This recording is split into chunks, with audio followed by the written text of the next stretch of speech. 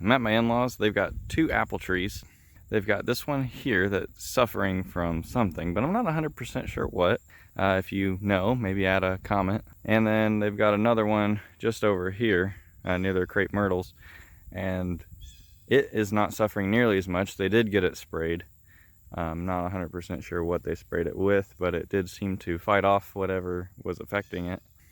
But I think the spray both fought apple scab and cedar apple rust. There are some cedar trees out here, so that could definitely be what's going on. But take a look real quick here at some of the leaves and the way they look. I think that's what it is. That's what this looks like to me.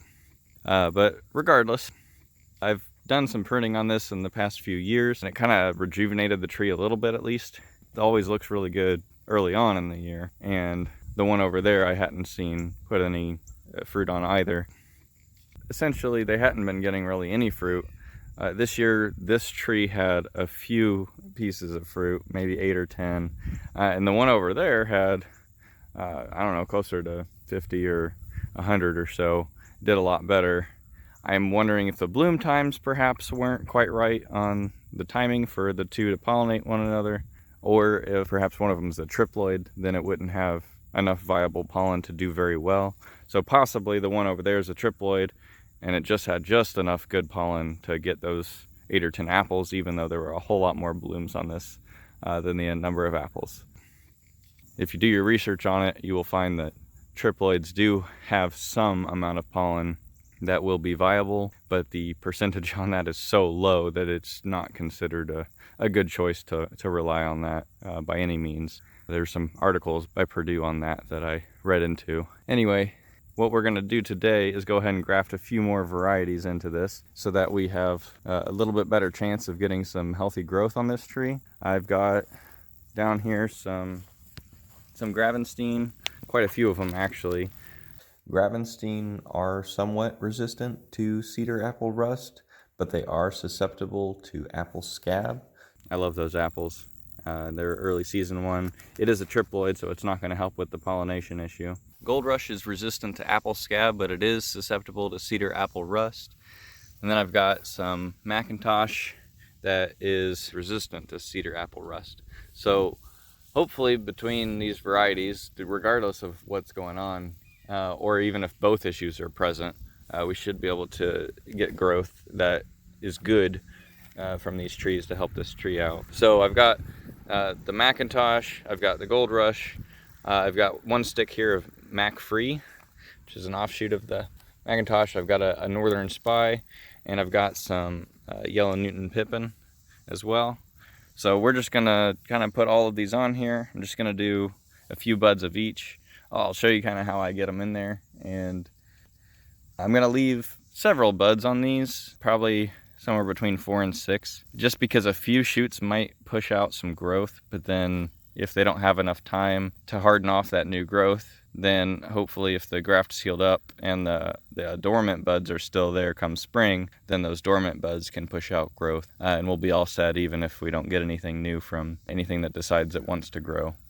So from that previous pruning that I've done, you can see we've got a lot of this kind of wiry, spindly growth coming up on these. I'm not going to mess with that too much while I'm here, but some of the growth that's in toward the center of the tree, I'll go ahead and snip those out to prevent that from continuing. This tree is quite old. Some of these branches are actually dead out here. And from what I've researched at least, whenever you have your lichen here like this, it's not actually eating away your tree or anything. The growth of this tree is rather stunted from pretty poor soil. There's not a ton of nutrients for it to pick up. Plus it doesn't grow very much because that disease that's affecting its leaves causes it to stop growing pretty drastically once it really takes hold. But we can see from the pruning I have done, we have gotten a decent amount of new growth in here from all of these. So I'm going to look for some spots where maybe some of those aren't growing straight up at least, and see if I can graft into those spots. We'll try and spread it out around the tree, get some of these points that are growing out nice and horizontally or slightly up, and we'll see if we can graft to some of this new stuff. It's another advantage to having done the pruning in previous years, is now we've got kind of a new flush of growth we can graft into it's more likely to take for us. But even in some of this new growth that's now a few years old, you can see some small spurs have formed. But again, we don't really know what variety, and since we only had a couple pieces of fruit each year from both of these trees, they pretty much get taken out by deer and other animals before we get to them, and then the tree isn't really healthy enough to sustain very many fruit anyway. So hopefully this will help change all that and give a couple excellent varieties for the in-laws to enjoy here as well. So I'll catch you up here after I get some of these grafted. All right, now we got the tree pruned up and grafted like we want it. I'm gonna go ahead and walk around and show you what we've got on here, and we'll see what survives next time I come out. This is the yellow Newton pippin. This one here is a Macintosh. I've got little labels on most of these. Those probably won't last through all the winter, but at least for the purposes of today, I can remind myself what they are. Another yellow Newton pippin here. Here's a Gold Rush. Down here in the middle, we've got a Macintosh, and this is another Gold Rush. We've got a Mac Free here on this limb. Got another Gold Rush up here. A Northern Spy, a Gravenstein, another Macintosh in here.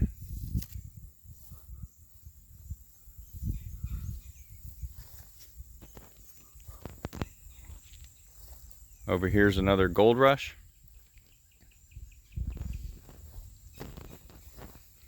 Got another Gravenstein in here. And back here, we've got two more Macintosh. I believe that's all of them. Oh, and we've got another Macintosh up here. And I got a couple more grafts up here. Got another Gold Rush here on this limb that looks like it's a fairly new limb that's sending out some nice looking shoots. So want to take advantage of that nicer growth here and then get this to grow out another limb. I've got another Gold Rush around the side here in case we give up on the rest of this limb. We'll have a good spot there. The Gold Rush are really good at hanging on for quite a while, so I wanted to make sure I got some higher up in graftings. I've got another one up there as well. They're late hanging apples, and if I can get them up and away from deer, then that'll at least give one apple to my in-laws in order to give them something to eat on. That was my goal with those higher up Gold Rush. So we're accomplishing several things here. I've got these Macintosh, which are resistant to Cedar Apple Rust. The Gold Rush are resistant to Apple Scab, and they also have pollen that'll help the rest of the tree, as well as the tree off in the distance that I did not do any grafting to this week. And with the resistance to the Cedar Apple Rust and or Apple Scab, depending on what all is ailing this tree, hopefully we'll see that there's a lot more growth that can really help keep this tree going.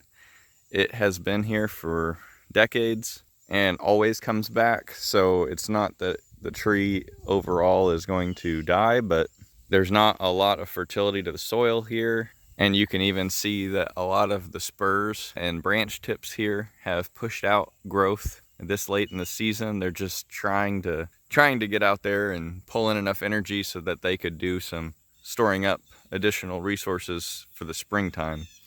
And I think if we've got some good branches that have leaves that don't suffer from any sort of ailment or fungus, or at least hold on a lot longer, then I think we're gonna rejuvenate this tree a lot better. So hopefully we'll see that these push out growth come spring especially, but they may even push out some here soon. Some of them I didn't graft on the first day that I was working on this, like some of these Gold Rush, and they were already opening up, waking up, so I know they're good viable scions even though they were stored in my fridge for half a year. And hopefully we'll see that they wake up enough to take and heal over for next year. I did very minor pruning, just got rid of a couple tiny branches that were well, in the way for grafting, as well as ones that might get in the way for mowing to hopefully kind of keep the growth a little bit higher. None of that was anything big except for the one branch that I showed you a few minutes ago. So we'll check back on this later.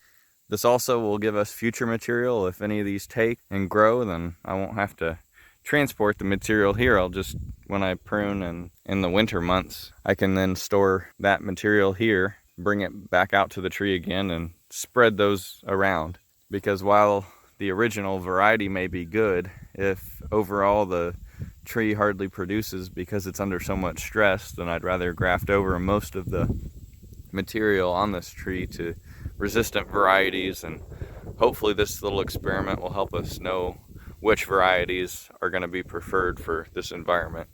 Thanks for checking in with me, and we'll see you on the next one.